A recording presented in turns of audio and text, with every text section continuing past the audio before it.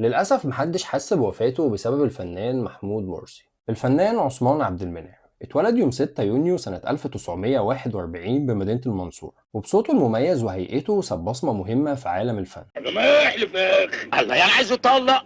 هو حلف بالطلاق؟ الله مش لسه حالف بالطلاق يا جدعان؟ خلاص خلاص، ادي بقى اهو كمان.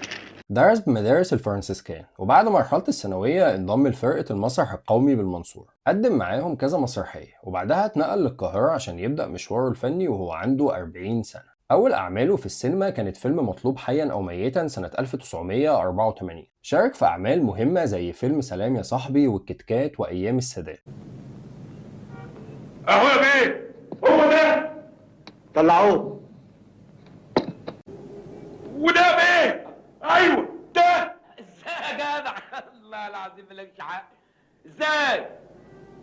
اتوفى الفنان عثمان عبد المنعم يوم 24 ابريل سنة 2004 وهو عمره 63 سنة، بس للأسف خبر وفاته محدش حس بيه عشان كان نفس يوم وفاة الفنان محمود مرسي اللي اتشغل بيه الإعلام وقتها. ودي كانت قصة النهاردة من اسمك مش غريب.